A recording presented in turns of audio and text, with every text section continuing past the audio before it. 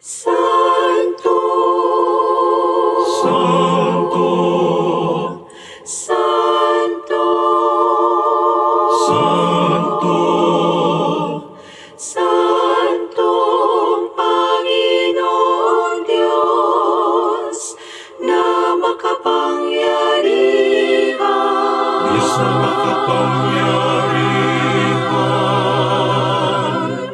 Napupuno ang langit at lupa ng kaluwalhatian mo. Hosana sa kaitaasan, pinagpala ang naparirito sa ngalan ng Panginoon.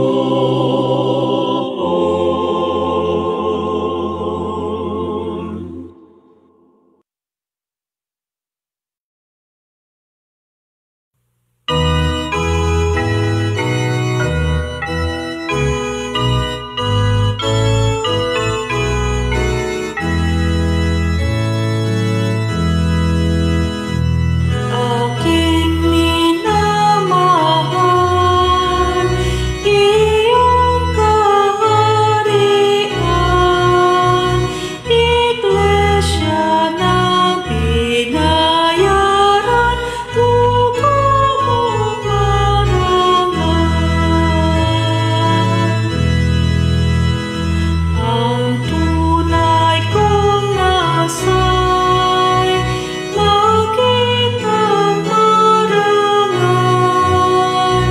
walang bahid at kalisay, Iglesia mong mahal.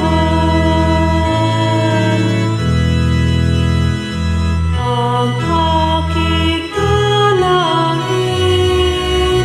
lahat ko'y gawain, sa Kaniya ko dadalhin, ng malaay kamtin.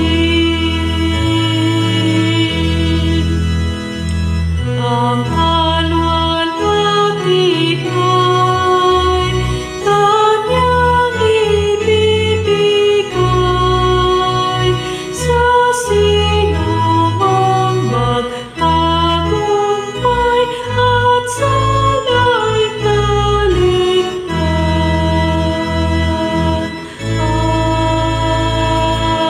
Amen.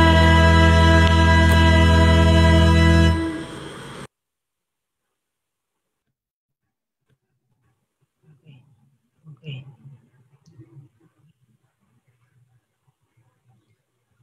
O Panginoon, Aawit aawit ko tuwina ang iyong pag-ibig na dilag ng malim. Ang katapatan mo ay laging sasambitin. Alam ko ang iyong pag-ibig ay walang katapusan. Sintatag ng langit ang iyong katapatan. Mapalad ang taong sa iyo ay sumasamba. Sa pagsamba nila'y inaawitan ka at sa pag-ibig mo ay namumuhay sila. Dahil sa iyo, sila ay nagsasaya sa buong maghapon at pinupuri ka sa iyong kabutihan. Pinagkalooban mo kami ng dakilang tagumpay, sa iyong pag-ibig kami ay pinagtagumpay.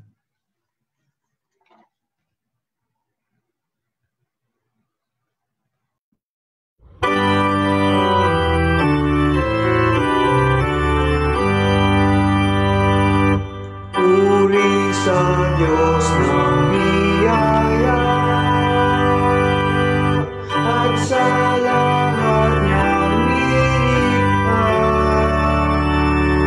Kalangitan ang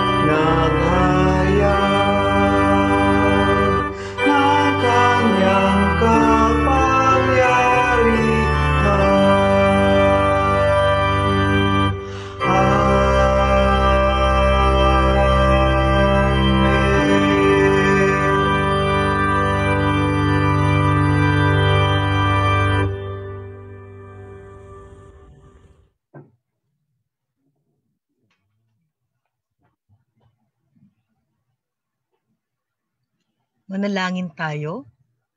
O Diyos na aming patnubay at tagapangalaga, payapain mo ang aming mga puso habang nagtitipon kami ngayon sa iyong ngalan.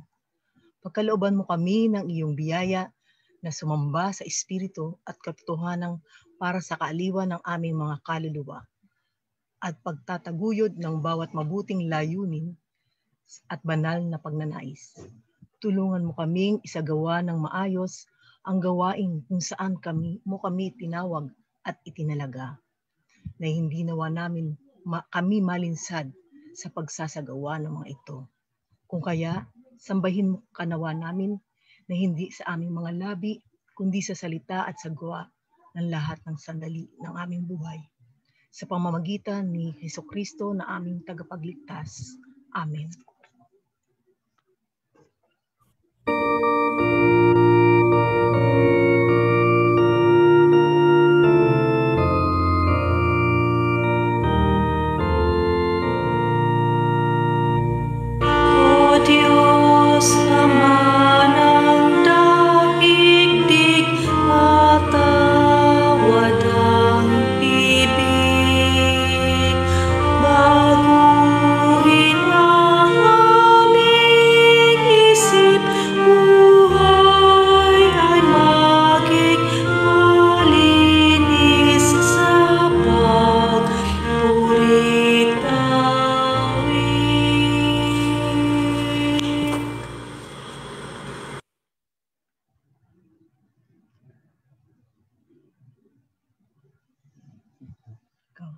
Kung ang mga anak niya ay susuway, at ang aking utos ay di gagalang, kung ang aking aral ay di papakinggan, at ang kautos ay hindi iingatan, kung gayon, daranas sila ng parusa dahil kasamaan ang ginawa nila. Sila'y hahampasin sa ginawang sala.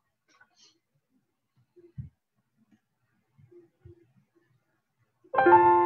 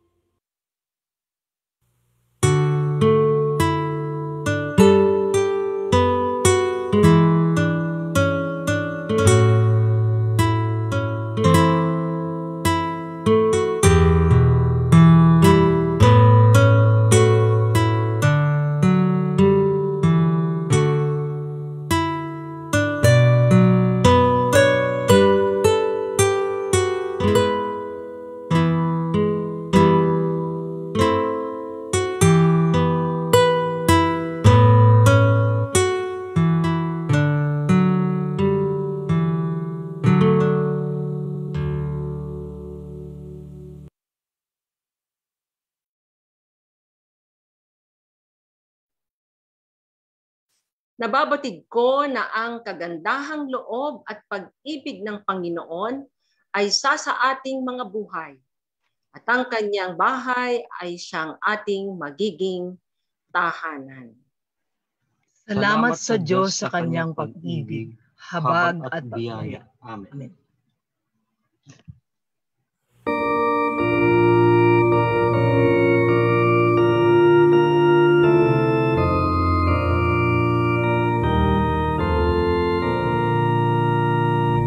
Kay gandang pamamahinga sa may Galilea,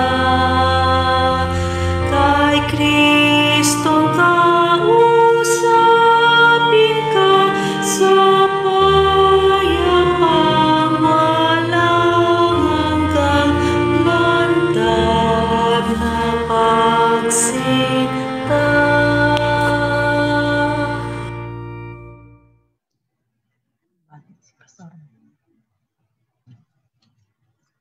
Tunay ngang isang mapayapang hapon sa ating lahat at maging sa atin pong araw na ito ng pamamahinga. Tunay ngang ang Diyos ang siyang dahilan kung bakit tayo naririto. At siya ring kumilos upang mapagbuklod-buklod tayo. Welcome po sa ating Tagalog online service. Sa mga nasa loob ng Zoom room, nasa Facebook live stream, loob at labas ng bansang Pilipinas. Ngayon po ay ika-8 linggo matapos ang linggo ng Pentecostes. At tayo po ay binayayaan na ang magdadala ng mga awitin ngayon, mensahe sa awit at ang iba pang mga tugon ay ang atin pong Psalm and Psalm. Isa sa mga choirs ng atin pong EMC. Ang Psalm and Psalm ay nasa pangunguna ng atin pong Elder Vera Acosta.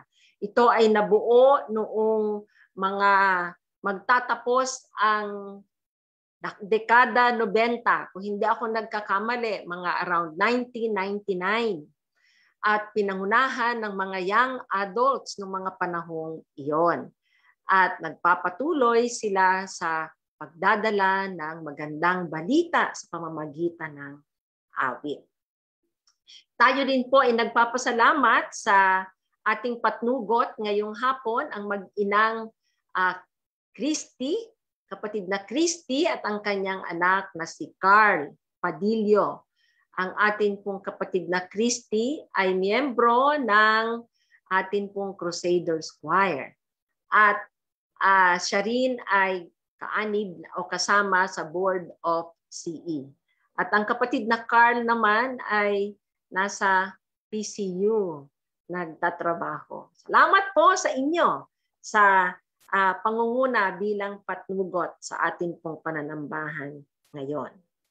Kanina, katatapos lang marahil ng pinangunahan o inisyatibo na inorganize ng atin pong mga kabataan ang ergonomics, na ang naging tagapagsalita ay ang ating very own na si kapatid na Ron Erenyo.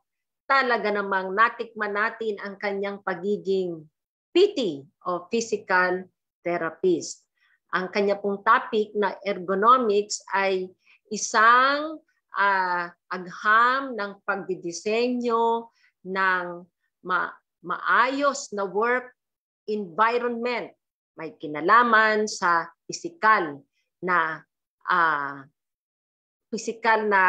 kalagayan ng tao at ang kanya pong environment. Lalo sa ating panahon ngayon na marami ang either work from home or nag-online classes.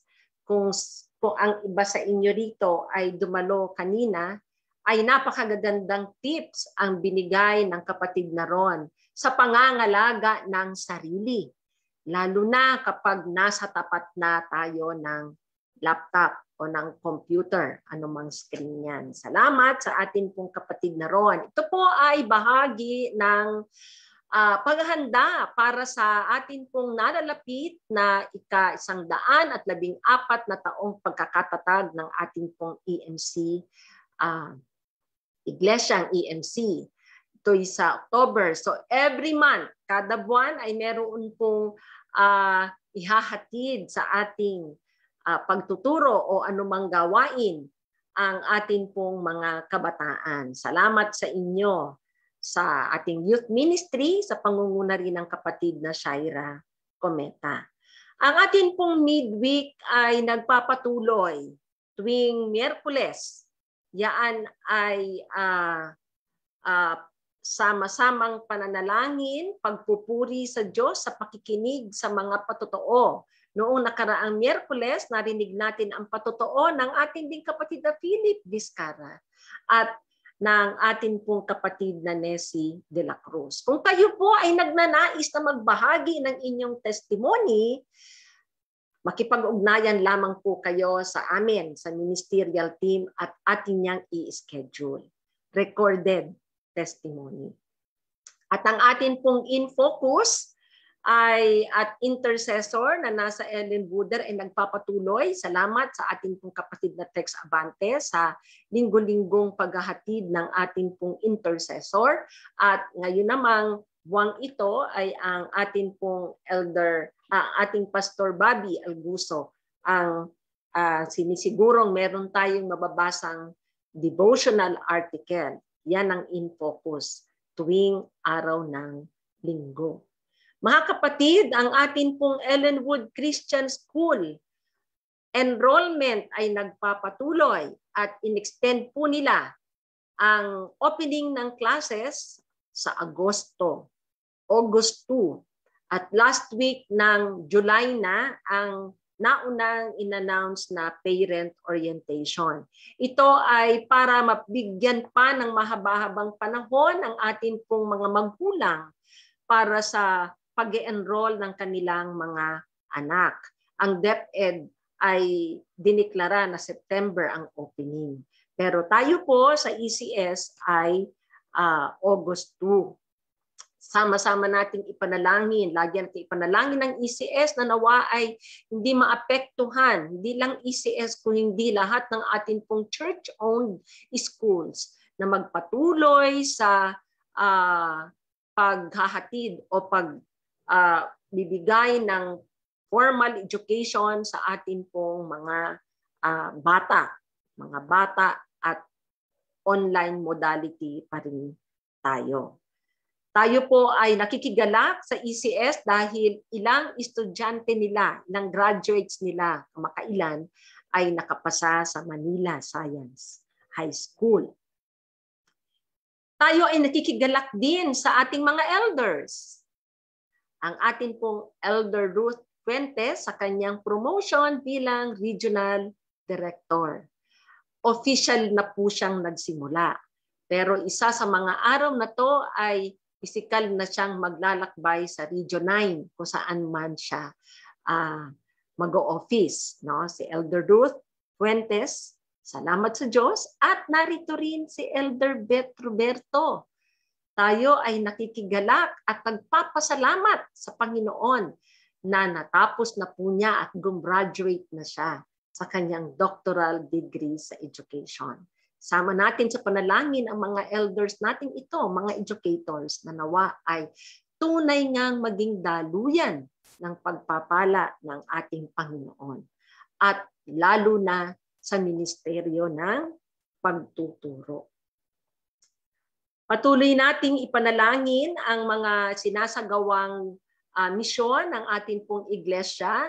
Yan ay pagtataniman ng simbahan sa gawi ng Hugo Perez, 13 Martires, pag-abot sa mga nangangailangan nating kababayan sa malapit sa ating Ermita, Malate area sa pamamagitan ng ating community pantry at maging sa partnership sa ating pong kanlungan sa ERMA. Salamat sa Diyos sapagkat nagtutuloy ang paglilingkod na ito at pagpapadama ng presensya ng Panginoong Hesus.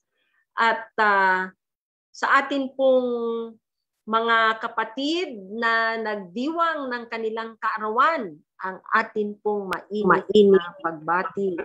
So, nasa atin pong screen, makikita natin ang mga kapatid nating nagdiriwang ngayon ng kaarawan. Especially ngayong araw na ito, na andyan po sa ating screen hanggang sa araw ng Sabado, July 24. Kung tayo po ay may kilala, magandang paalala ito na sila ay batiin sa kanilang natatanging araw ng pagsilang. At sa mga mag-asawa na binigyan pa ng dagdag taon sa kanilang pagsasama bilang mag-asawa ng Diyos, nasa atin din pong screen. Purihin ang Panginoon sa patuloy na pagpapaigting, pagpapalalim ng inyong ugnayan bilang mag-asawa na alam nating nagpapatatag ng hibla ng ugnayan din ng pamilya.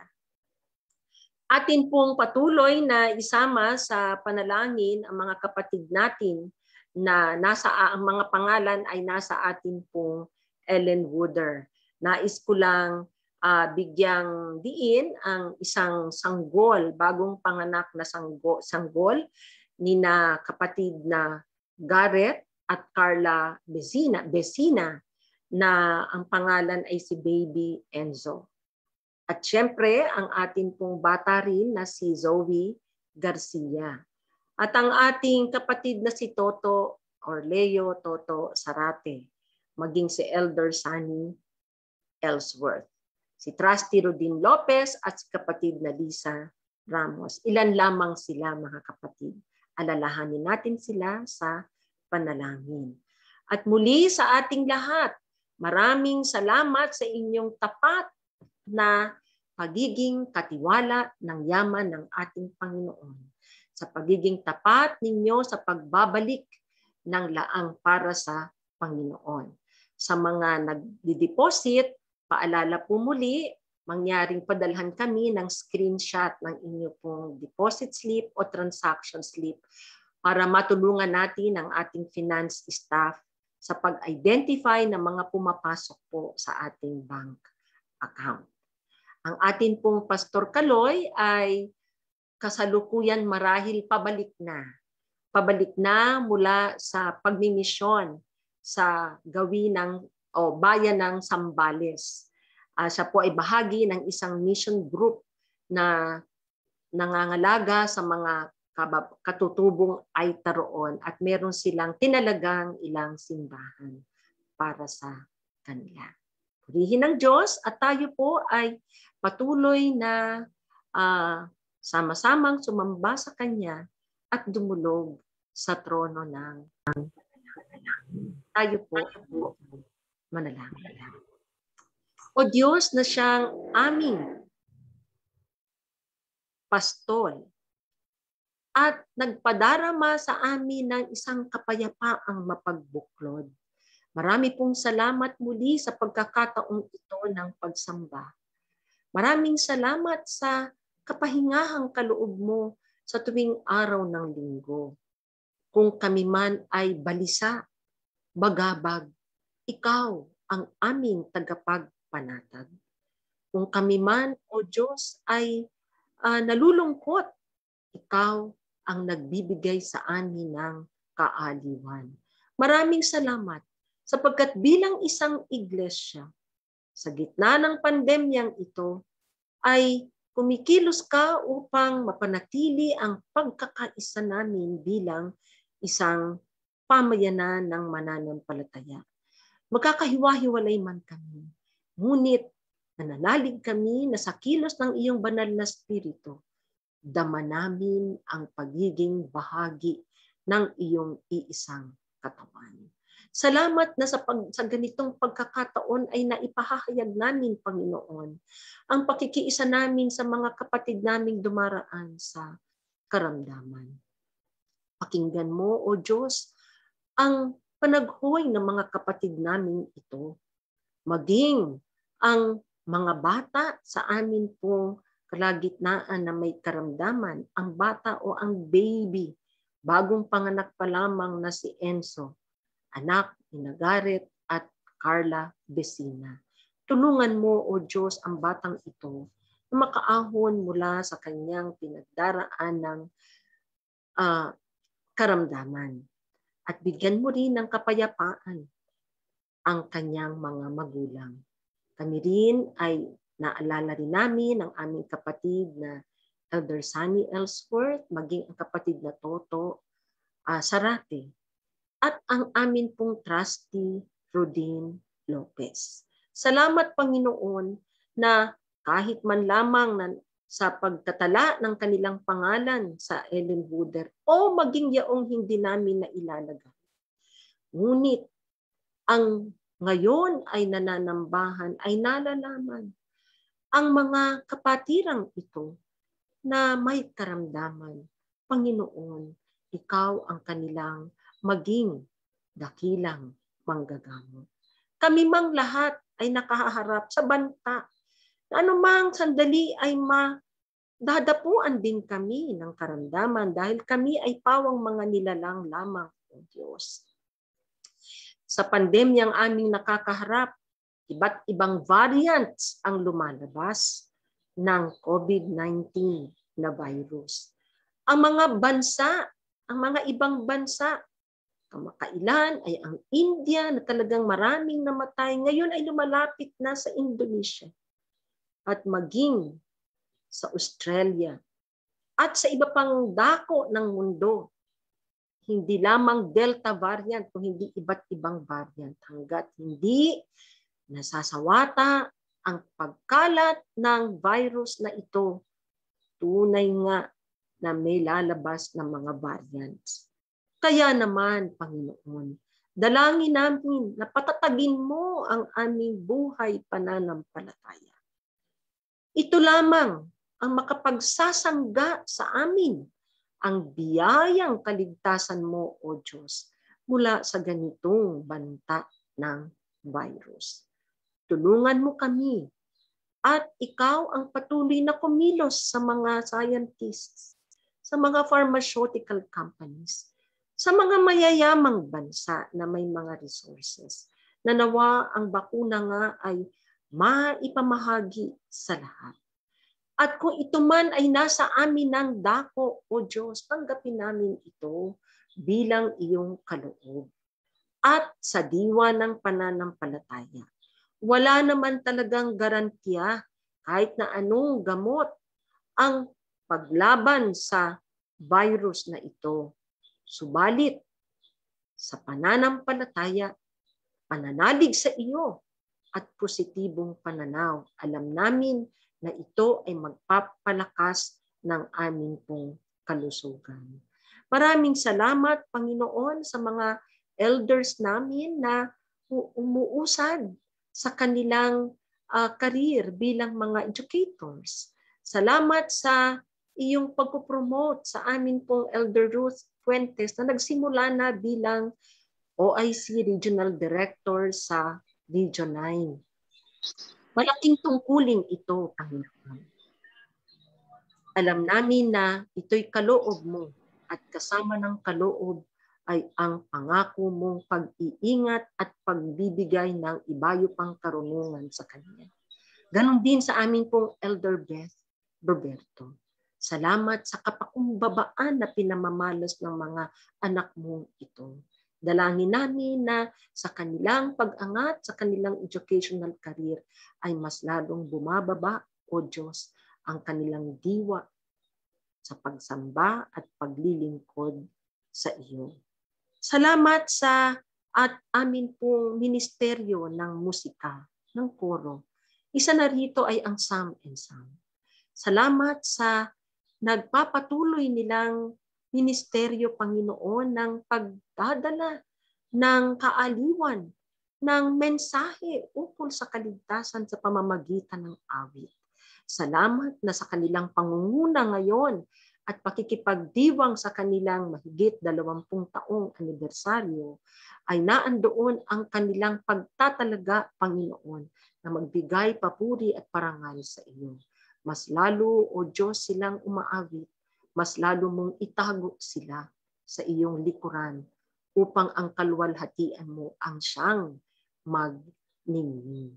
Gayun din, Panginoon, nagpapasalamat kami sa gawain ng mga kabataan sa kanilang leadership. Sila ang mangunguna ngayon sa pagdiriwang ng ika-114 na taong pagkakatatag ng EMC.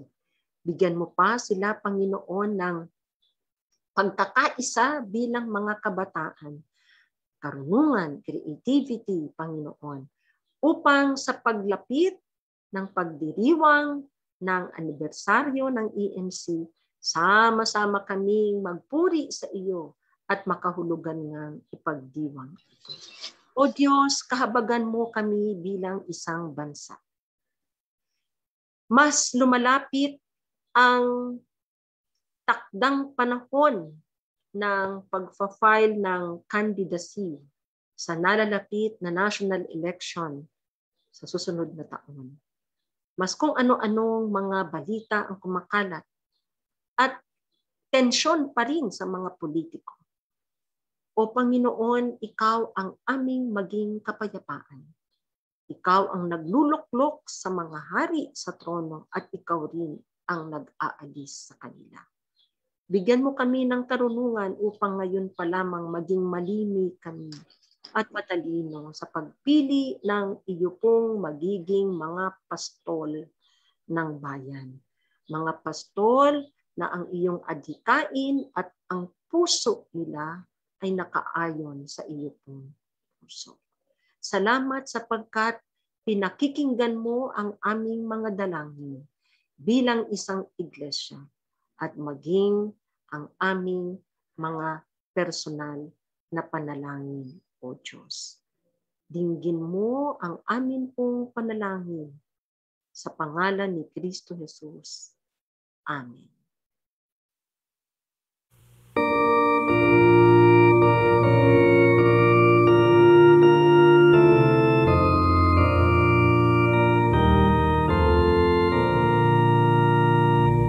Hamog ng katahimikan, sana'y naramdaman.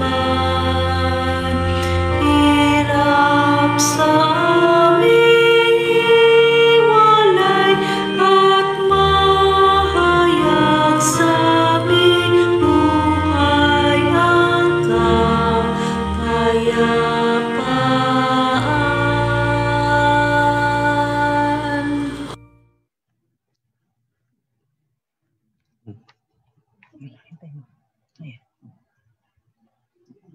Ating basahin ng sagutan ang aralin sa banal na kasulatan na matatagpuan sa lumang tipan sa aklat ni Jeremias, kabanatang 23, mga talatang 1 hanggang 6. Paparusahan ni Yahweh ang mga namumunong walang malasakit sa kanilang mga nasasakupan at pinababayaang ang mga ito ay magkawatak-watak at mamatay. Ito ang sabi ni Yahweh, ang Diyos ng Israel tungkol sa mga pinunong nangangalaga sa kanyang bayan. Pinapangalat ninyo at pinagtabuyan ng aking mga kawan, hindi ninyo sila binantayan, kaya kayo'y paparusahan ko dahil sa inyong ginawang ito. Ako na ang magtitipon sa mga nalabi sa aking mga tupa mula sa lahat ng lupaing pinagtapunan ko sa kanila. Ibabalik ko sila sa kanilang tinubuang lupa at sila'y muling darami. Hinirang ko ako ng mga tagapangunang nagmamalasakit at nangangalaga sa kanila. Hindi sila muli pang daranas ng takot at pag-aalala at wala nang maliligaw kahit isa. Akong si Yahweh ay magsabi nito. Nalalapit na ang araw, sabi ni Yahweh, napipili ako ng isang matuwid na sanga na magmumula sa lahi ng David. Isang hari na namamahala ng buong karunungan. Maiirali niya sa buong lupain ang katarungan at katuwiran. Magiging ligtas ang Huda sa panahon ng kanyang pamamahala. Ang Israel ay payapang mamuhay. Ito ang pangalang itatawag sa kanya. Si Yahweh ang ating katwiran.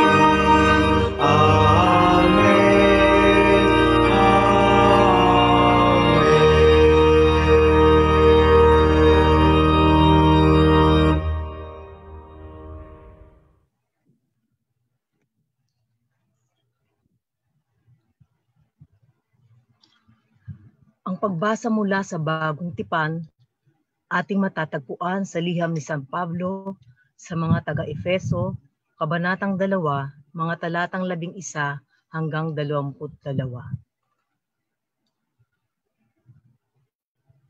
Kaya't alalahanin ninyo ang dati ninyong kalagayan.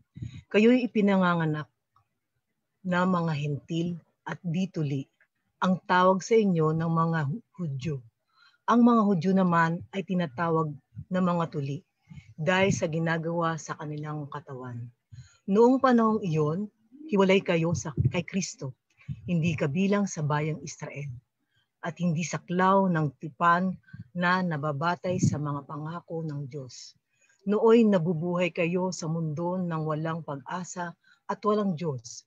Ngunit ngayon, dahil sa inyong pakikipag-isa kay Kristo Jesus, kayo na dati malayo at inilapit sa pamamagitan ng dugo ni Kristo, sapagkat si Kristo mismo ang nagbigay sa atin ng kapayapaan dahil pinag-isa niya ang mga Hudyo at ang mga hentil. Sa pamamagitan ng kanyang katawan, giniba niya ang pader ng alitan na naghihiwalay sa atin. Pinawalang bisa niya ang kautusan kasama ang mga utos at mga alituntunin nito upang mula sa dalawang lahi ay makalikha siya ng isang bagong bayan na makipag-isa sa kanya at sa gayon ay magkaroon ng kapayapaan. Sa pamamagitan ng kanyang kamatayan sa krus, winakasan niya ang kanyang alitan. Pinagkasundo sila sa Diyos at ipinagbuklod sa iisang katawan. Naparito nga si Kristo at ipinangaral niya sa lahat ng magandang balita ang kapayapaan sa iyong mga hentil na nooy malalayo at sa mga Hudyo na malalapit. Dahil kay Kristo, tayong lahat ay makalalapit sa Ama sa pamamagitan ng iisang Espiritu.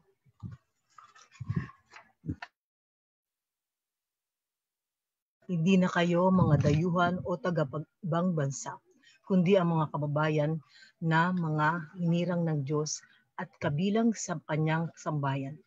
Tulad ng isang gusali, kayo'y itinayo sa pundasyong inilagay ng mga apostol at mga propeta, na ang batong panulukan ay si Kristo Jesus. Sa pamamagitan niya, ang bawat bahagi ng gusali ay nagkakaugnay at nagiging isang templo na nakatalaga sa Panginoon. Dahil sa inyong pakikipag-isa sa Kanya, kayo man ay sama-samang itinatayo bilang tahanan ng Diyos sa pamamagitan ng Espiritu.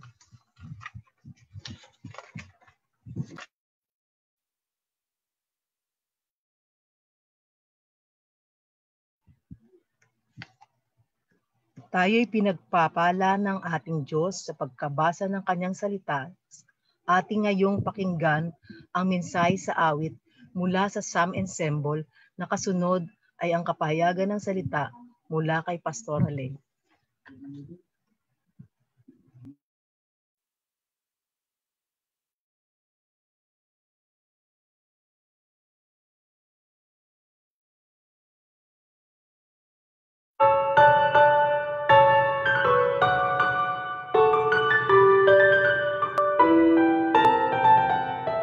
Create in me a clean heart, O God. Create in me a clean heart, O God. And renew our right spirit, renew our right spirit within me, within me. Create in me a clean heart, O God. Create in me a clean heart, O God, and renew our right spirit, renew our right spirit within me, O God.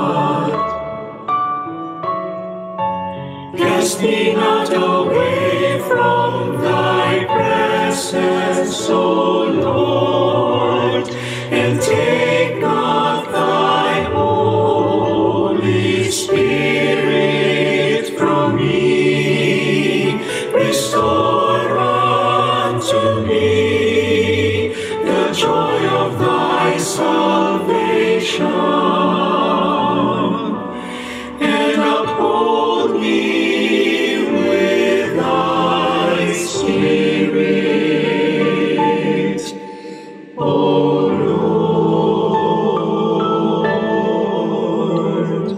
Create in me a clean heart, O God.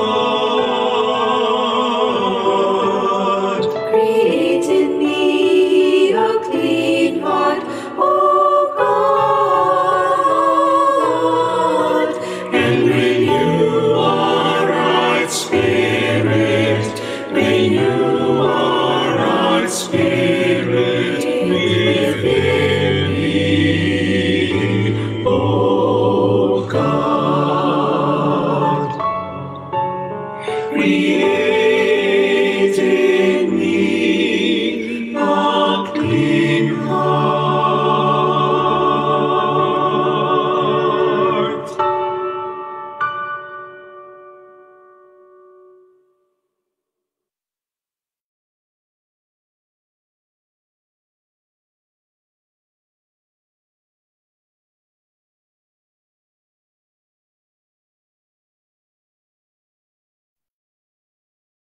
Purihin ang Diyos sa mensahe sa awit na dinala sa atin ng Psalm and Psalm, isang panalangin na nawangay likhaan tayo ng Diyos ng isang pusong malinis. At nakita ni Jesus ang napakaraming tao. Nahabag siya sa kanila sapagkat para silang mga tupang walang pastol. Kaya't sila'y tinuruan niya ng maraming bagay. Tayo ay manalangin.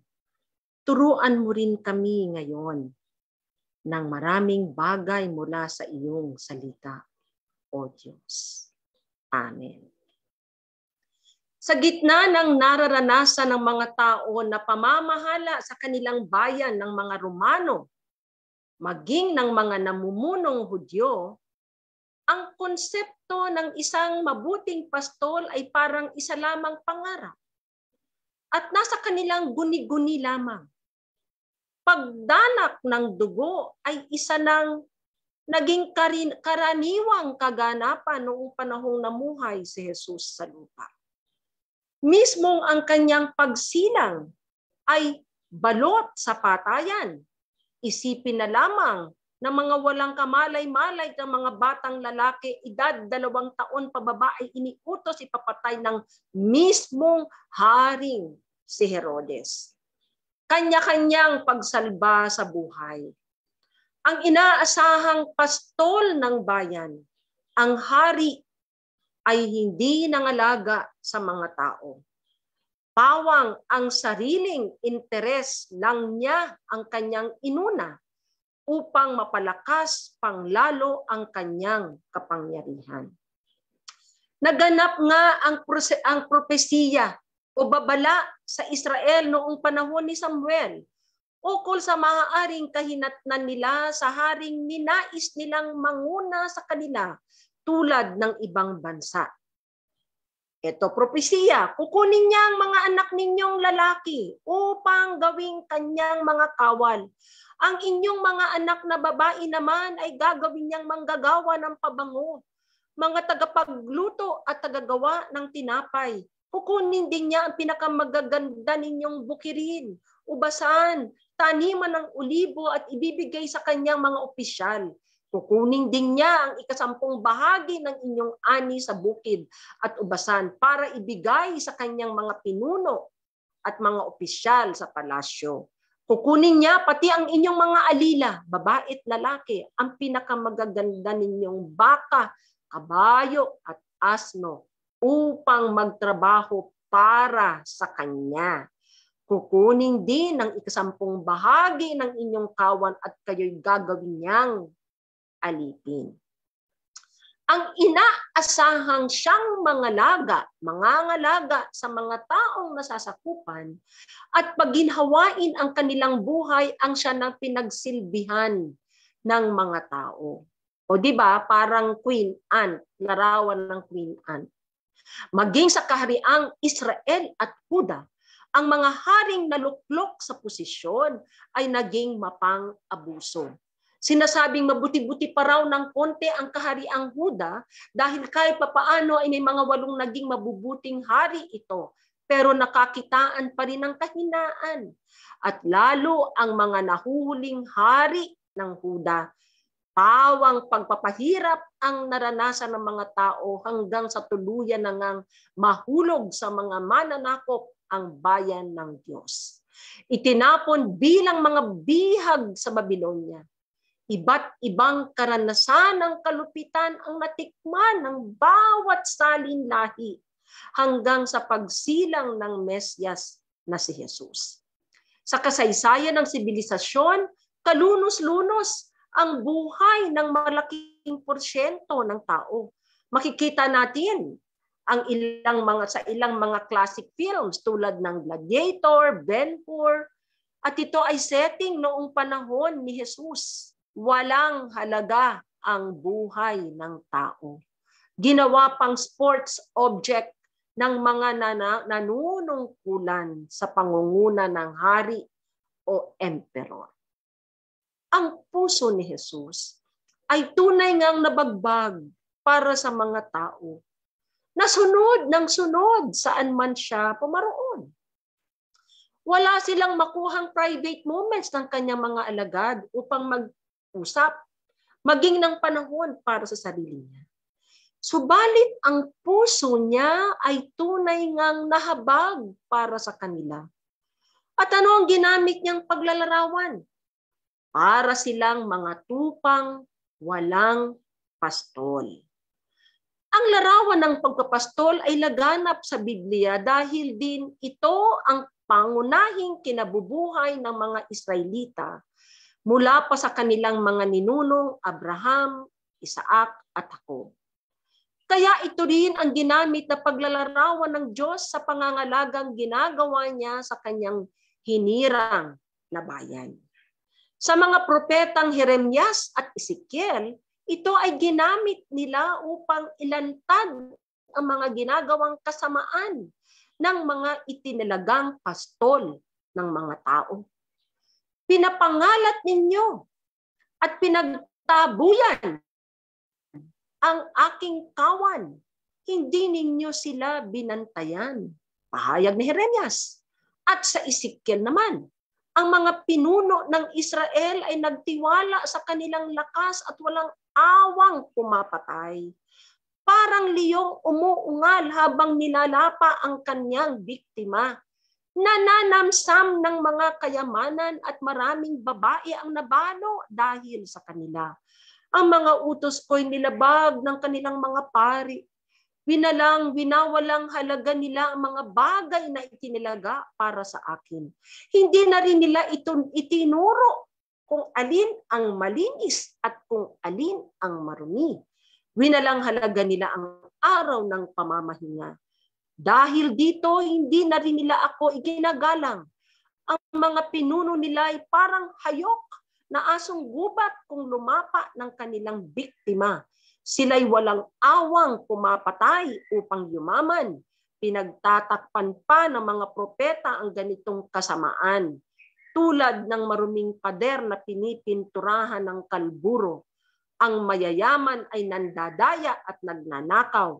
Inaapi nila ang mahihirap at walang tigil ang panghuhutkot sa mga taga-ibang bayan. Ang pagdating ni Jesus ang nagtagpas ng ganitong kalupitan. Dumanak din ang dugo sa kanyang pagparito.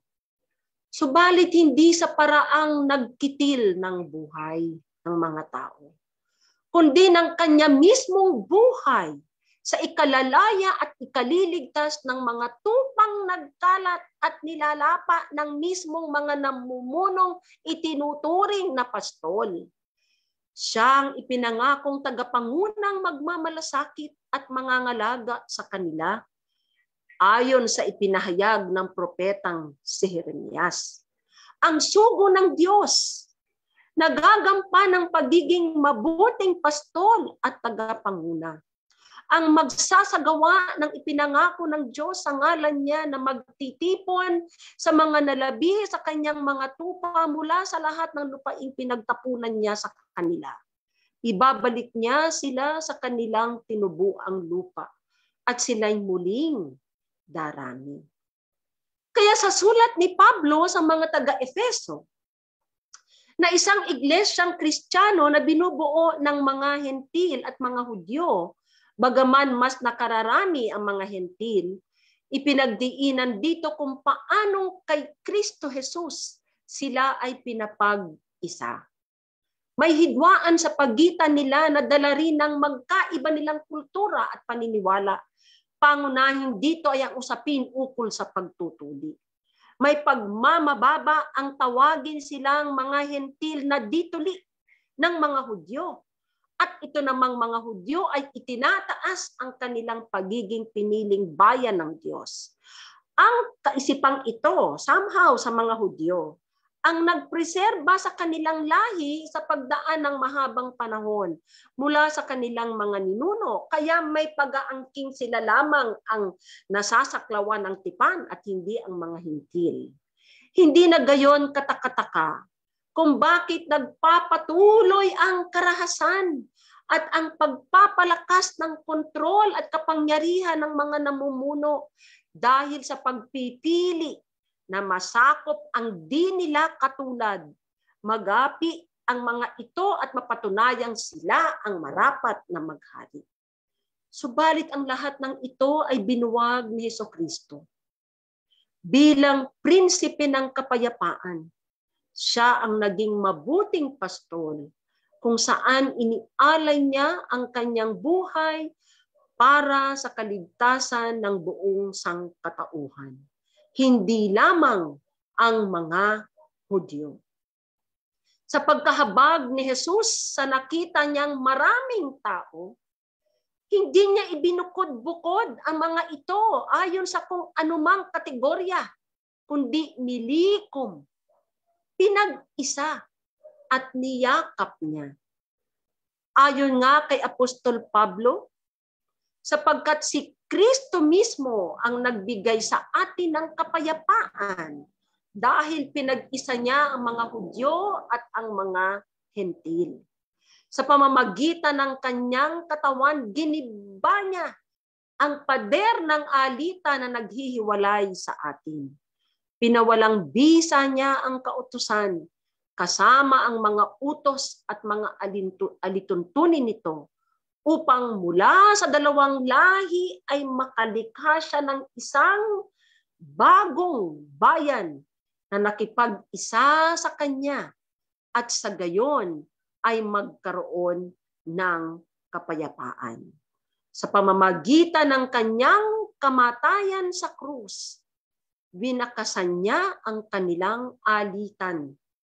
Pinagkasundo sila sa Diyos at pinagbuklod sa iisang katawan. Si Kristo kung gayon, bilang siyang ating kapayapaan ay pinag-iisa tayo. Sa paraang hindi nagiging magkatulad o uniform sa lahat, pag-iisip, itsura, whatever, kundi pinananatili ang ating mga natatanging identity o pagkakakilanlan. Mga kaloob na bigay ng Diyos habang iniuugnay niya ang bawat isa sa kanyang iisang katawan. Sa ganitong diwa, makikita kung paano ang bawat isa ay may pinaglalagyan si Jesus ayon sa kaloob na iginawad ng Diyos. Kung mata man, tenga, paa o kamay at ang bawat bahaging ito ay may kakontentuhan sa kanyang tungkulin at pagkilala na kailangan niya ang ginagawa rin ng iba ng iba pang bahagi dahil hindi niya ito kaya. Sa ganitong diwa, nagkakaroon nga ng pagkakasundo. At sino ang pinakaulo? Si Kristo Jesus, ang ating kapayapaan. Bilang ulo at punong haligi, sa Kanya nagkakaugnay-ugnay ang lahat ng bahagi. Na ayon nga kay Pablo, sa gusali pa ay nagiging isang templo na nakatalaga sa Panginoon. Si Kristo bilang siyang ating kapayapaan, ang mapagkupkop, maalaga, at mapagturong pastol.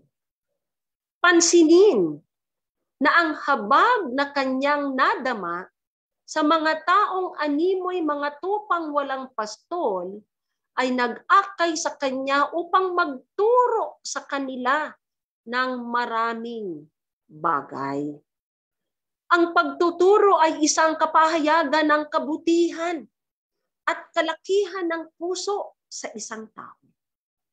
Pinapakita nito ang diwa ng pagbabahagi ng nalalaman, pagsasanay upang maihanda ang mga tinuturuan sa pagharap sa mga banta ng buhay, mga pagsubok at makapagpamalas ng halimbawa kung paano rin magpakatao at ipasa ito sa susunod pang salin lahi.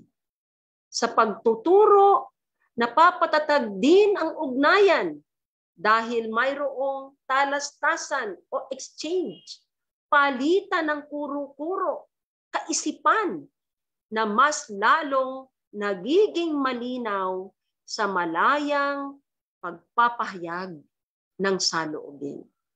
Ito ay isang tanda o kapahayagan ng pagiging mabuting pastol. Kung may isang bagay na naniniwala akong pinapatatag ng Diyos sa panahong ito ng pandemya, ito ay ang ugnayang tao sa mas spiritual na level o pamamaraan. Na tunay ngang malalim, mga kapatid. Malaking hamon ang magsama-samang pisikal dahil sa ang salot na COVID ay nakukuha sa salitaan.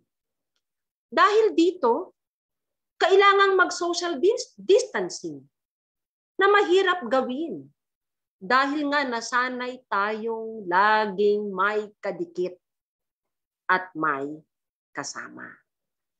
Pero hindi kaya tinuturuan tayo ng Diyos na tuklasin kung paanong mapapaigting ang buhay pamayanan natin na hindi nakabatay sa pisikal lamang na interaction. Dito nga papasok ang spiritual discipline na solitude. Isang kalagayan kung saan nakikipagniig ka sa sarili at sa Diyos. Ngunit, ang nasa isip at puso ay ang iyong pamilya, kaibigan, kaeskwela, kasama sa trabaho. Makikita natin sa larawan na magkalayo man, ngunit sa pagkakalayong iyan, ang nagdudugtong sa atin ay ang spiritual presence ng ating Panginoong Hesus. Nilalagay rin niya tayo sa ating kani-kaniyang kaloob. Hindi naman pwedeng sapawan ng tenga ang mata. Di ba? Sa ganito, mayroong distance. Para kung ano ang ating kaloob, magagawa natin ito ng mainam. Alang-alang sa iba pang bahagi ng katawan ni Kristo. Ito ang spiritual level na tinuturo ngayon sa atin ng Panginoon. Inaakay niya tayo sa pagpapastol sa isa't isa. Pagmamalasakitan, pagpapanalanginan, at pagkakaroon ng malalim na kamalayan sa iba pang nilikha ng Diyos. Alam niyo po, ang kaninang lecture ng kapatid na Ron sa ergonomics, na kung saan nagbigay siya ng mga tips, stretching lang yun, stretching. Lalo na sa mga nag-online work at online schooling. Hindi ito para lang sa sarili sa individual. Hindi po. Pinangangalagaan natin ang ating sarili upang makapagpastol tayo sa iba. Ito ang diwa ng kapayapaan na kaloob ni Jesus sa atin. Magagawa nga natin ito sa pamamagitan ni Kristo na siyang ating kapayapaan. Ipakikita niya sa atin kung paano magiging mapagkalinga tulad ng isang mabuting pastol sa kabila ng tagubiling social o physical distance. Marahil ito rin ang dahilan kung bakit napalalawig pa ang ating online worship. Sabik na tayo yung magsama-sama physically. Pero marahil sabi ng Diyos, tikman niyo muna kung ano ang pagiging pastol ko sa inyo sa panahong ito ng pandemya. Magkakahiwa-hiwalay, pero damhin ninyo ang presensya ko sa pagitan ninyo. Ang presensya ni Jesus na ating mabuting pastol ang siyang ating kapayapaan. Sa pangalan ng Ama, Anak at ng Espiritu Santo. Amen.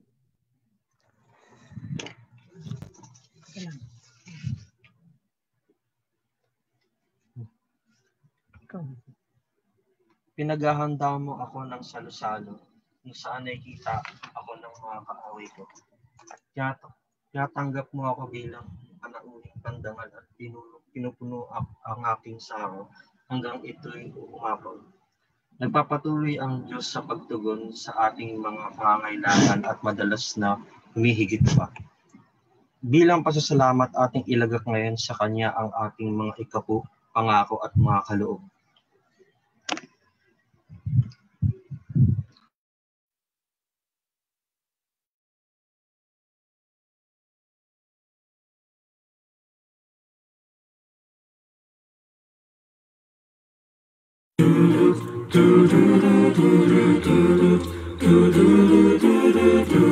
My Jesus, my Savior, Lord, there is none like you. All of my days, I want to praise the wonders of your mighty love.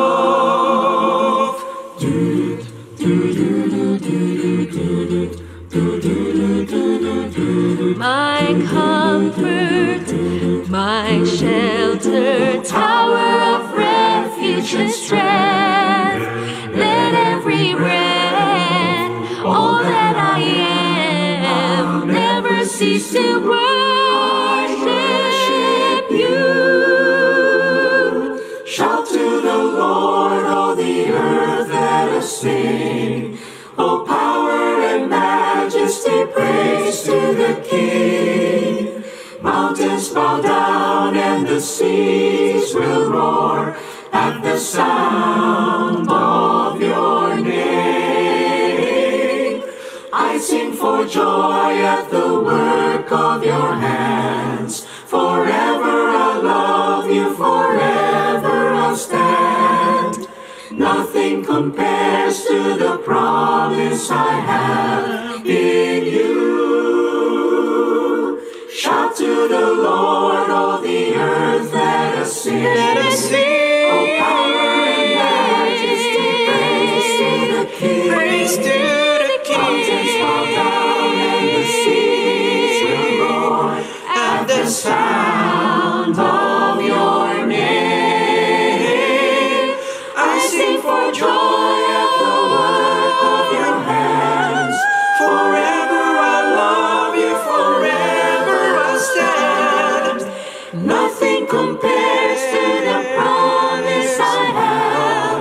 Oh, nothing compares to the promise I have. Oh, nothing compares to the promise I have in you. The promise I have in you.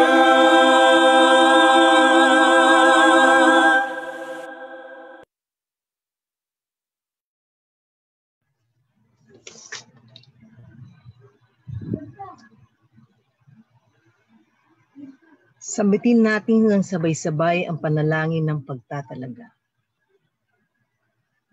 Makapangyarihan at puspos ng habag ng Diyos, sa iyo nagmumula ang bawat mainam at ganap na kaloob. Pinapupurihan ka namin at pinasasalamatan sa lahat ng iyong kahabagan. Kasihan mo kami ng puso na nagmamahal at naglilingkod sa iyo at tulungan mo kaming ipakita ang aming pasasalamat sa lahat ng iyong kabutihan sa pamamagitan ng pagkakaloob ng aming buhay at sa iyong gawain. Masaya namin uwa kaming magpasakop sa iyong banal na kalooban sa lahat ng bagay sa pamamagitan ni Jesucristong aming tagapagligtas. Amen.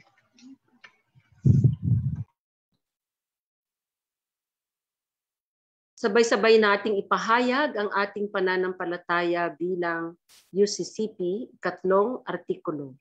Sumasampalataya kami na ang Iglesia ay isang katawan ni Kristo, ang pamayanan ng mga taong ipinagkasundo sa Diyos sa pamamagitan ni Kristo Jesus at pinagkatiwalaan ng ministeryo ng Diyos.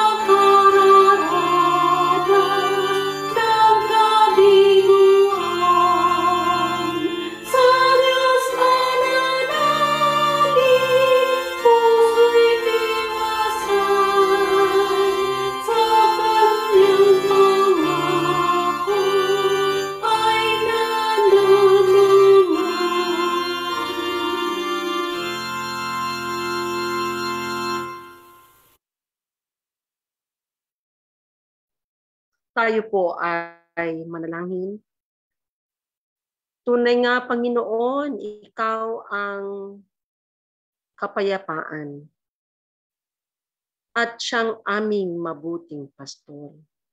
Salamat na sa iyong ang pangangalaga, kami ay tiwasay. Kami ay may katiyakang ligtas at iingatan. Patawarin mo kami sa maraming pagkakataon na humihiwalay kami sa iyong kawan.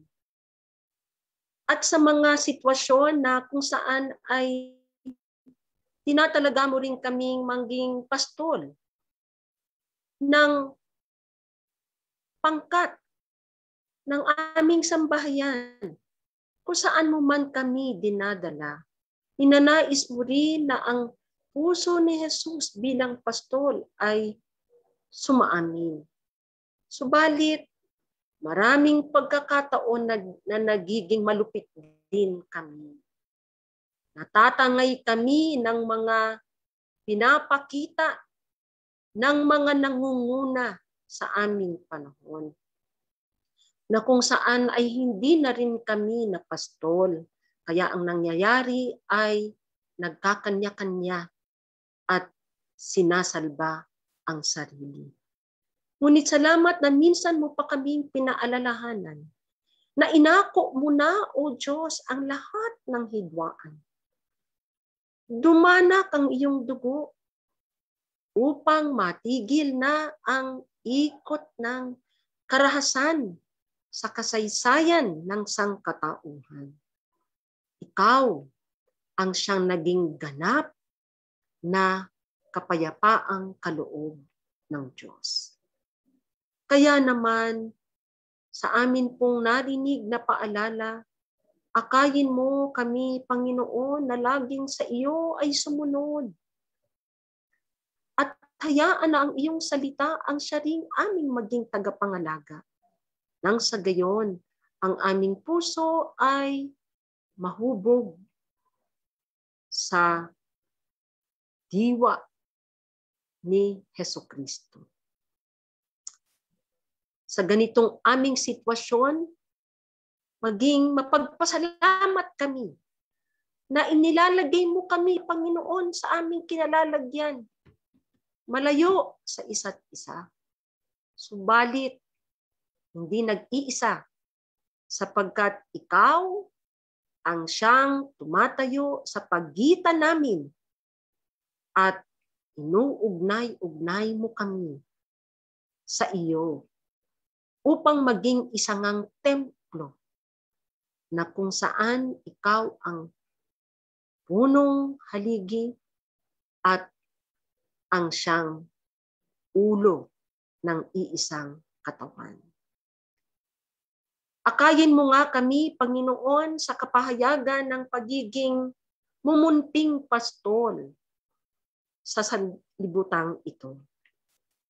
Mumunting pastol na ang puso ay ayon sa puso ni Jesus. Saan mo man kami ilagay ngayon, nawa kami ay maging kalakasan ng aming pinangangalagaan. Nawa kami ay maging mapagkasundo at hindi sinisimulan ng alitan. Nawa kami ay makapag-akay din ng ibang naliligaw na tupa sa iyo pong paanan at makatikim ng iyong mainit na yakap at pangangalaga.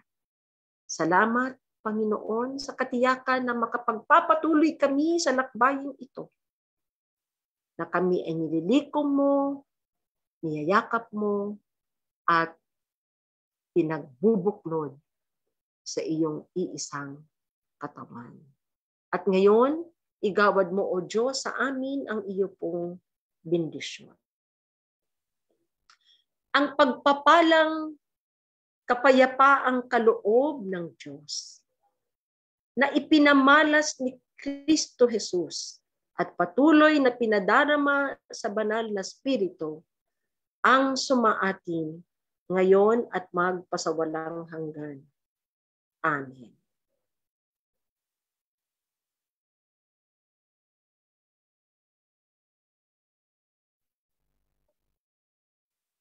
God